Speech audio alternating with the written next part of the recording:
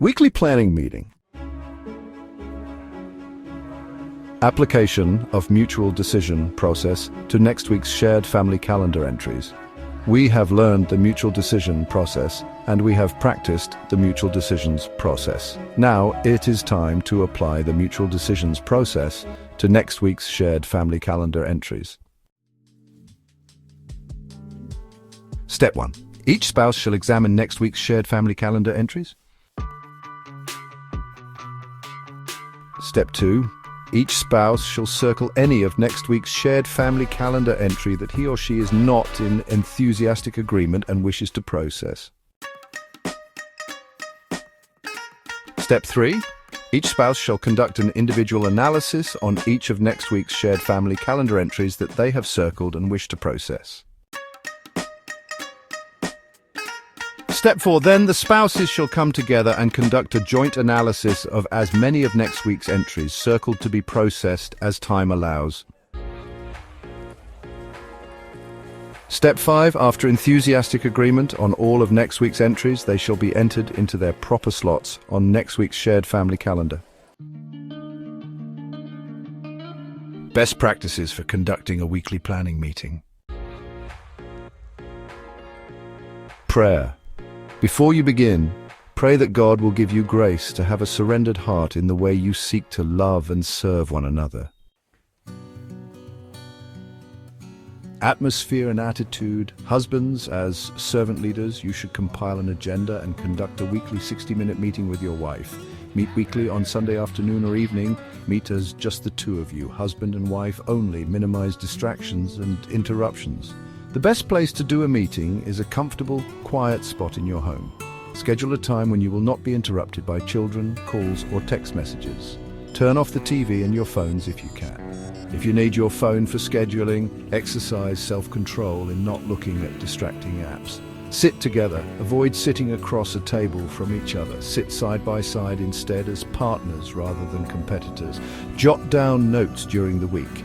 Jot down notes in the days leading up to the meeting on things you'd like to talk about. Bring your organizational devices, notebooks, and apps to the meeting, including your shared online calendar. Keep the meeting to 1.5 hours. Cultivate a positive atmosphere. Each spouse is responsible for coming to the meeting in a good mood and with an upbeat, patient, positive attitude. Each spouse should try to use a supportive tone throughout the meeting and abstain from any griping or criticism. Allow both spouses to feel ownership in the meeting. Appreciation. Each weekly planning meeting starts with husband and wife exchanging things that they appreciate about each other. One thing that you specifically liked or admired about your spouse during the past week. Plan ahead. While one spouse speaks, the other listens. Be specific. Keep it 100% positive. Touch on physical characteristics, behaviors, and character traits, big or small. Apply the mutual decision process. For every decision, use the mutual decision process with enthusiastic agreement. Process the unprocessed joint decisions on next week's shared family calendar entries, including the 2 fun nights, the 7 targeted parenting sessions, the 7 breakfast sessions, individual responsibilities for purchase, preparation, clearing, cleaning, devotional. Be sure to involve kids, the 7 dinner sessions, individual responsibilities for purchase, preparation, clearing, cleaning, devotional. Be sure to involve kids. If adjustments are made to the standard priority schedule, be sure that the priority hours for the 3 love relationships are included somewhere. Decide and enter on the shared family calendar entries for the following 2 weeks and any upcoming week's events, activities that you feel must be decided upon now.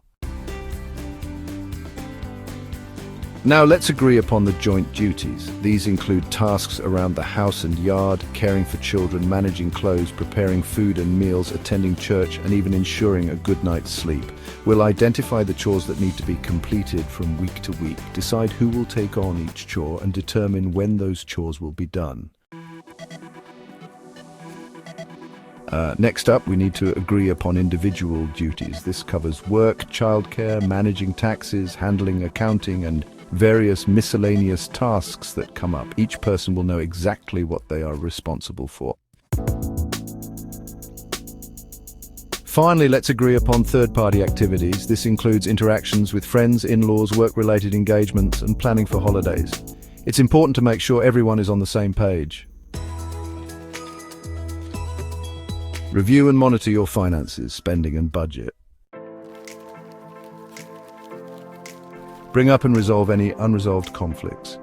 Money, sex, in-laws, parenting, changing schedules, or something else. Agree upon any larger projects that need to be started or completed and who is responsible for doing each step.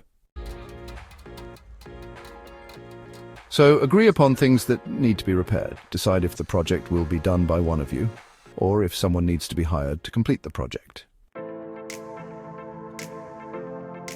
Next, agree upon maintenance projects that need to be completed outside the house, like landscaping tasks or vehicle maintenance. Let's agree upon the shopping list updates, including groceries, personal care items, and household items that need to be purchased on the next shopping trip. Next, let's agree upon the upcoming activities and appointments you, your spouse, or your kids have. Now, it's time to agree upon the events and activities the kids may be involved in, including sports events and practices, school activities, and weekly lessons.